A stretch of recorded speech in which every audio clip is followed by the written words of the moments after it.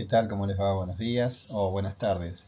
Hoy vamos a hablar de la civilización griega. Hasta ahora hemos visto algunas de las civilizaciones más importantes, como fue la civilización egipcia, como también vimos todo lo que fue la evolución de las ciudades antiguas en el Oriente Próximo, fenicios y hebreos, y los persas, que es lo que vimos últimamente.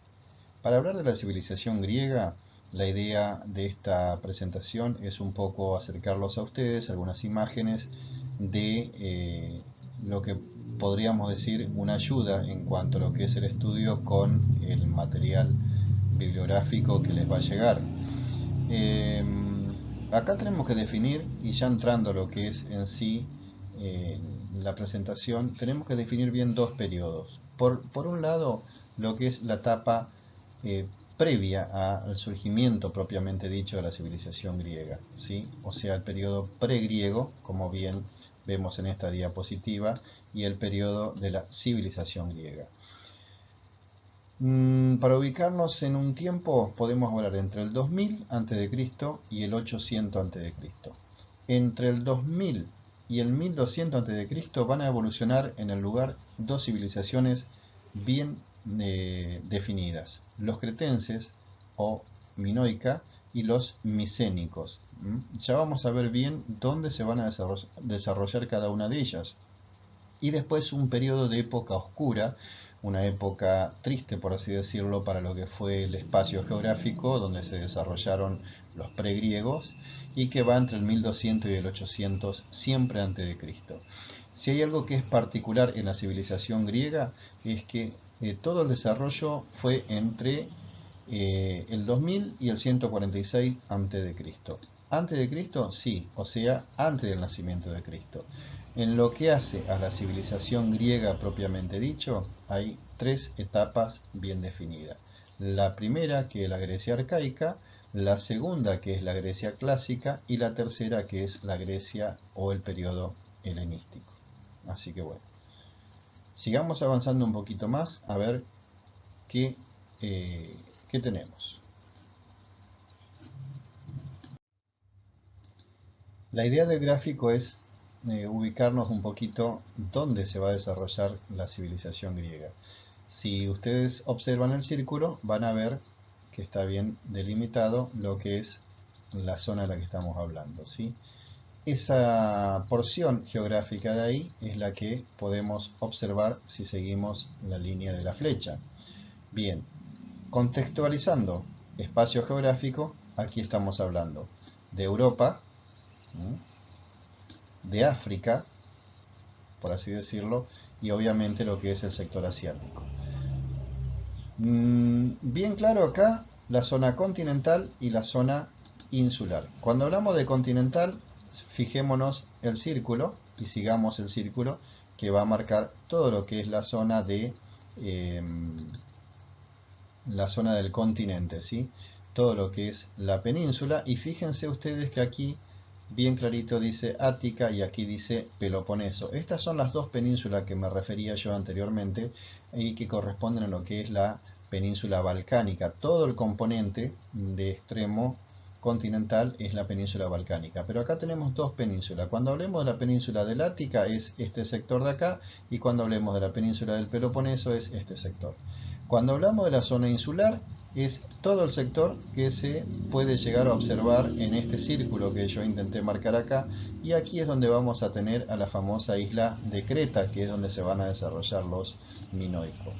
El sector de la costa del Asia Menor también va a corresponder a Grecia. Aquí no llega a abarcar el título para no confundirlo, pero también va a corresponder a todo lo que sería el mundo griego en su momento. El conjunto de islas es la zona insular, ¿sí? Y el conjunto del continente la zona continental.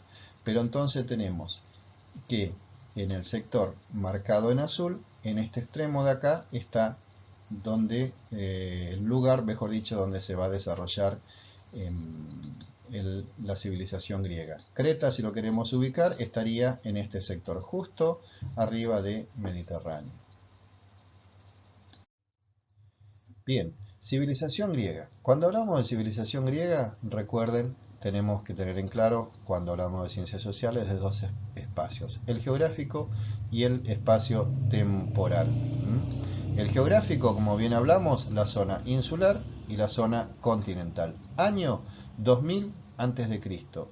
Cuando hablamos de la insular, hablamos de la isla de Creta, la civilización cretense o minoica, se va a desarrollar en el mar Mediterráneo. Ya vimos en el gráfico anterior dónde se encontraba. Esta característica es que la civilización cretense está conformada por pobladores locales, van a tener un periodo de auge muy importante entre el 2000 y el 1400. Su fortaleza va a ser el comercio marítimo, fíjense que era una isla. Van a comerciar con los griegos, van a comerciar con los fenicios, con los hebreos, van a intercambiar cultura, por así decirlo. El tema es que una serie de catástrofes lo van a llevar luego a su fin, pero eso lo vamos a ver en otro gráfico. En la zona continental teníamos la península del Ática y la península del Peloponeso contenida dentro de lo que fue la península, dentro de lo que es, perdón, la península balcánica. A esta península van a llegar pueblos indoeuropeos, eolios, aqueos y jonios, y bueno, van a interactuar luego con la parte insular. Esto es lo que corresponde al periodo pregriego, por así decirlo.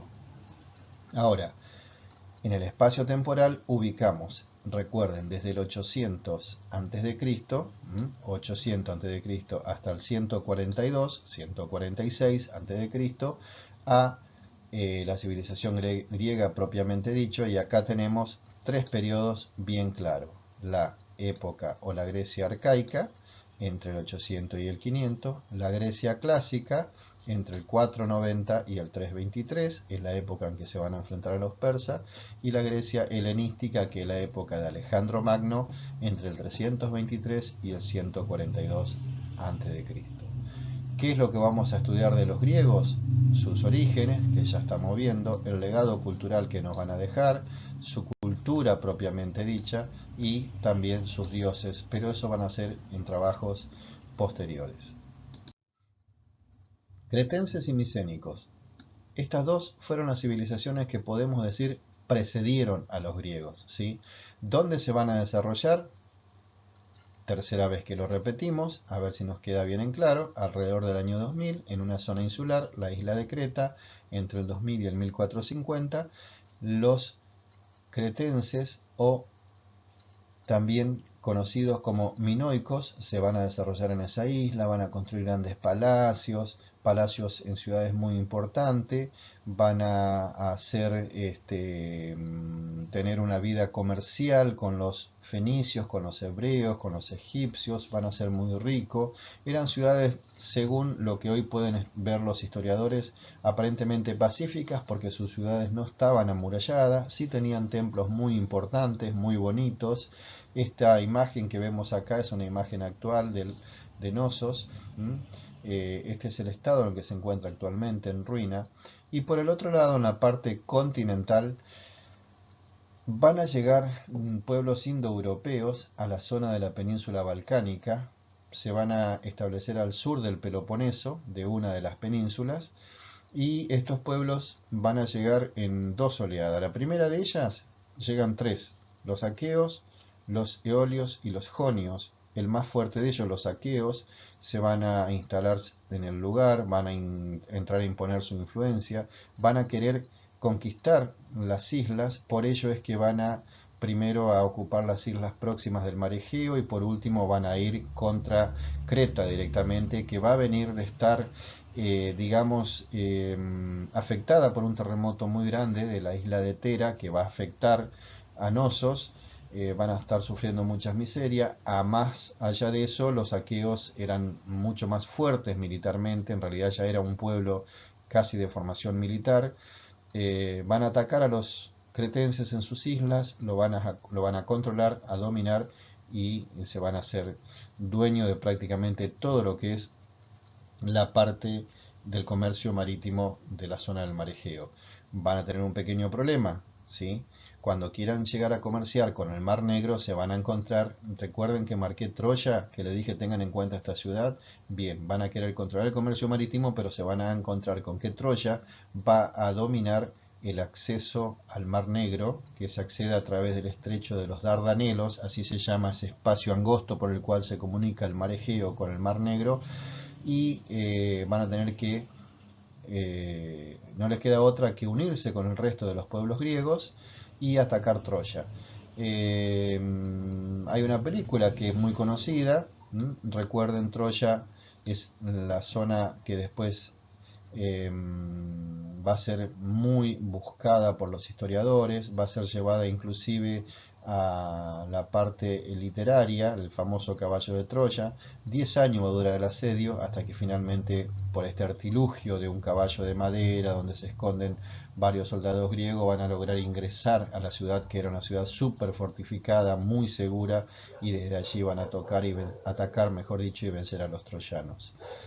Venciendo los aqueos se hacen como dueños, digamos, por así decirlo, de todo el sector, pero van a tener un problema. Obviamente, como siempre, otro pueblo va a llegar a la región y van a ser los dorios hacia el 1200, y la felicidad de los aqueos que habían vencido a los troyanos va a durar muy poco, porque los dorios ahora van a vencer a los aqueos y van a establecer una especie de persecución de casi todos los habitantes de la península, los que lo va a hacer huir hacia las islas próximas del mar Egeo y hacia costas orientales. Se va a dar lo que se va a conocer como la primera colonización. Eh, ¿Por qué? Porque los griegos que habitaban la península, al escapar, van a llevar consigo su cultura, su forma de vida y todo lo demás, más allá de que se van a perder la lengua, que era lo único que los unía, sus creencias, y va a empezar lo que se conoce como el periodo de la época oscura. Y eso se va a establecer entre el 1200 y el 800 a.C. 1200, 1150, el año exacto estaría un poco en esa franja de tiempo, ¿sí? Pero tengan en claro esto entonces. Entre el 2000 y el 1200 tenemos cretenses y micénicos, y el 1200 en adelante, con la llegada de los dorios, el fin de los aqueos, sí, no saqueos, aqueos, empieza lo que sería el periodo de la época oscura. Bien, entre el 800 en adelante empieza la conformación de la civilización griega propiamente dicho. Vamos a dividir y dejar en claro tres periodos bien definidos: la Grecia arcaica, la Grecia clásica y la Grecia helenística. Los hechos más importantes de cada uno de esos periodos lo vamos a tener con el surgimiento de las polis, con la Acrópolis, que es lo que vemos en esta imagen un poco, en la zona de la construcción de los edificios, en la zona más alta de la ciudad, amurallada, la zona de el Ágora, que va a ser una plaza pública donde se van a discutir las cosas comunes del pueblo, la aparición de nuevas clases sociales, porque obviamente el comercio va a tener un auge muy importante cuando se empiezan a organizar mucho mejor, se vuelve a restablecer el comercio, por lo tanto van a surgir nuevas clases sociales, como los comerciantes y los artesanos, que son dos clases muy importantes para el desarrollo político, comercial y social de cualquier ciudad, ¿sí? De cualquier ciudad.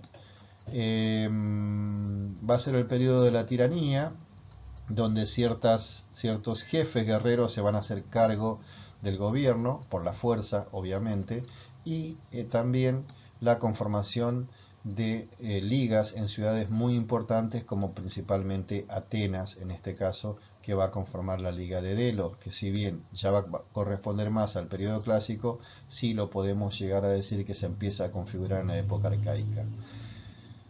En el periodo clásico es la época, por así decirlo, de la guerra con los persas, por ello esta imagen, esas guerras médicas que se van a establecer, en que los persas van a querer invadir y dominar las ciudades-estados griegas, pero estas se van a unir y van a vencer a los persas en las guerras médicas.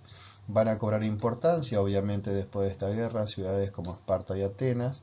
Va a ser el momento del surgimiento de la democracia, algo que hemos heredado de los griegos, entre otras cosas, y la conformación de otra liga, ¿sí? En este caso la Liga del Peloponeso, que va a ser una liga conformada por Esparta para enfrentar a la Liga de Delos, que era encabezada por Atenas. Y esto va a llevar lugar a otra guerra, ¿sí? La guerra del Peloponeso, justamente, que ustedes lo van a trabajar, obviamente, en un trabajo que va acompañado de estas diapositivas o de esta presentación. Y por último tenemos el periodo de la Grecia helenística. Es el periodo en que la cultura griega se expande por todo el mundo. ¿Por qué? Porque Alejandro Magno, el hijo de Filipo II, rey de Macedonia, va a iniciar, siguiendo lo que sería el anhelo de su padre, una especie de expansión y conquista por parte de los griegos del mundo que anteriormente era controlado por los persas. ¿Se acuerdan de que hablamos en el periodo clásico un enfrentamiento entre griegos y persas? Bien, los griegos lo van a expulsar de su territorio, pero en la época de Alejandro Magno justamente van a atacar a los persas en territorio persa, lo van a vencer y se van a dedicar a conquistar y ocupar todas las tierras que eran dominadas por los persas y mucho más allá. Van a conquistar Asia, van a conquistar todo el cercano Oriente, Oriente Próximo, e inclusive van a llegar a conquistar Egipto, donde se van a construir, o donde va a construir, mejor dicho, una de las ciudades más importantes del periodo helenístico, que es Alejandría. Alejandría está en la desembocadura del río Nilo, dentro de lo que es Egipto, y va a ser un lugar de desarrollo cultural muy relevante para lo que es la historia de la humanidad en sí. Es el periodo de Alejandro Magno, como bien dijimos, y el inicio del periodo de conquista y expansión. Esta imagen representa un poco lo que es una acrópolis. Esta es una imagen actual. Fíjense ustedes que aquí tenemos uno de los edificios más importantes, que es el Partenón. Está en la cima de la parte más elevada de Atenas, imagen actual, estado en ruina y muy visitada por los turistas, obviamente, aunque hoy por hoy el pueblo griego está tratando de restaurarlo y llevarlo a su eh, imagen, por así decirlo, más rescatada por lo menos de lo que podría haber sido la imagen real del Partenón. Esto es una acrópolis, ¿sí? Y esto existe actualmente y está en Atenas. Esto es un poco para que vean la representación de cómo sería el edificio en su forma completa, por así decirlo, ¿sí? Una imagen animada. Fíjense que hay turistas, o sea que esta imagen es actual y bueno, la idea es con esto tratar de representar lo que sería el edificio símbolo del lugar que es el Partenón.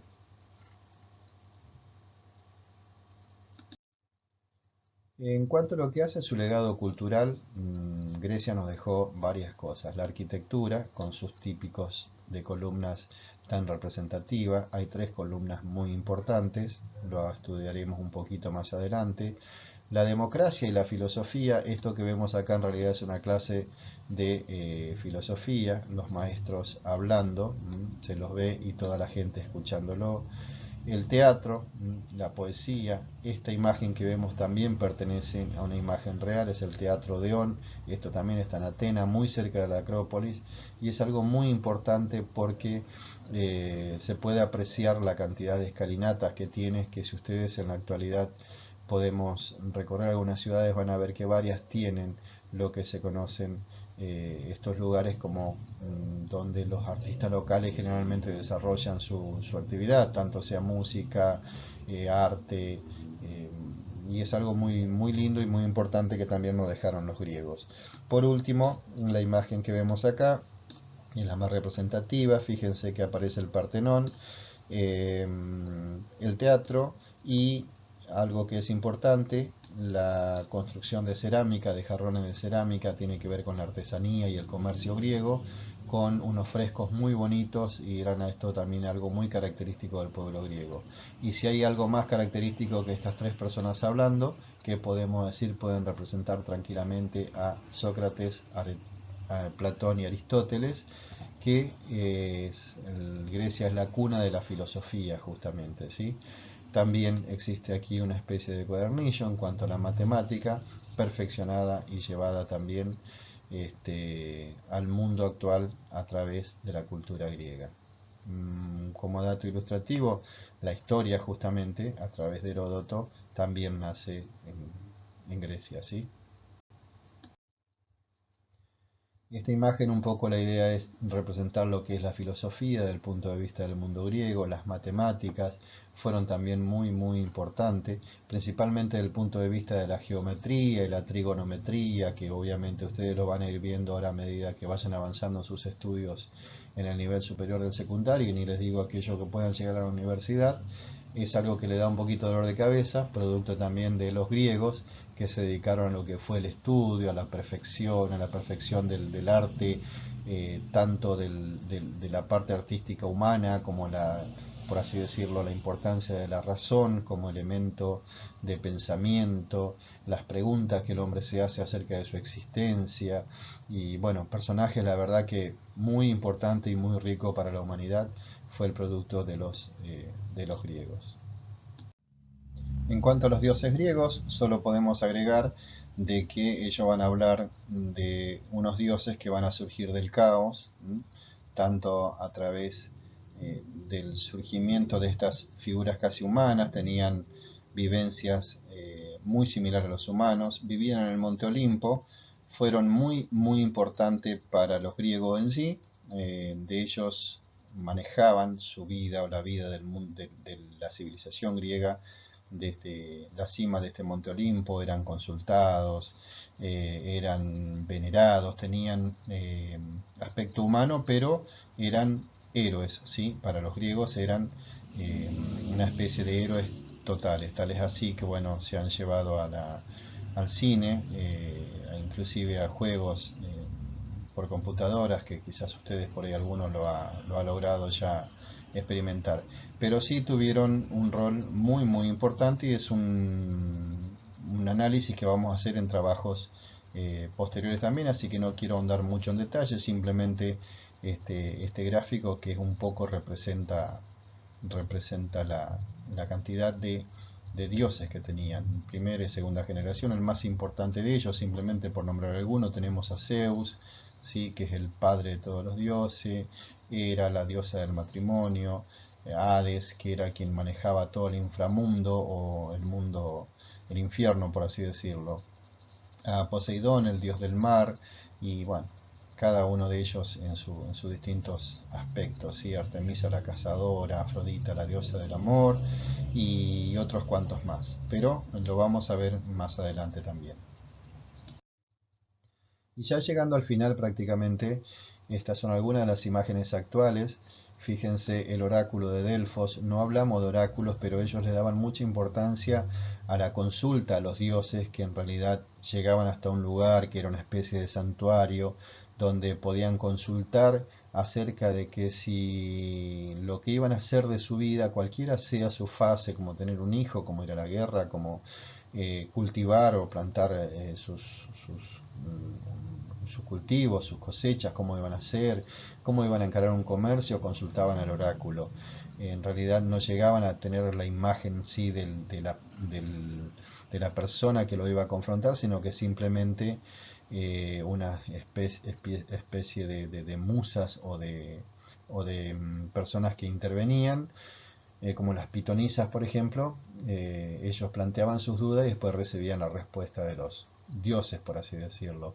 En la película 300, si alguno la vio, van a ver que antes de ir a la guerra van a consultar al oráculo, y obviamente ese oráculo tiene una postura tomada respecto a cuál va a ser la situación en cuanto al triunfo o la derrota. El teatro, como bien le dije anteriormente, que es algo muy importante. Fíjense, esto está construido en la Grecia clásica, o sea, estamos hablando de casi 400 años antes de Cristo, 300 años antes de Cristo, y la perfección que tenían para construir esas tribunas, que tenía una particularidad sumamente importante, el sonido. Imagínense ustedes que en esta época no existían micrófonos, no existían parlantes, pero la persona que hablaba desde el lugar donde estaba la plataforma de actuación podía ser escuchada hasta por la última persona que estaba ubicada en el escalón. Todo esto gracias a la inteligencia que tenían los griegos, y que en la actualidad, eh, si se quiere llegar a comprobar, puede ser tranquilamente comprobable, ¿no? Las ruinas que han quedado también de viejos palacios, Esto es en el estado actual. Y por último, la imagen tan característica de la Acrópolis de Atenas, que ya lo vimos en otras imágenes. Así que bueno, hay muchísimo para hablar de los griegos. Espero que esto haya sido muy ilustrativo para ustedes. Simplemente esa es la idea y el objetivo. Así que espero que les haya gustado y nos estamos viendo. Muchas gracias, gracias por la atención.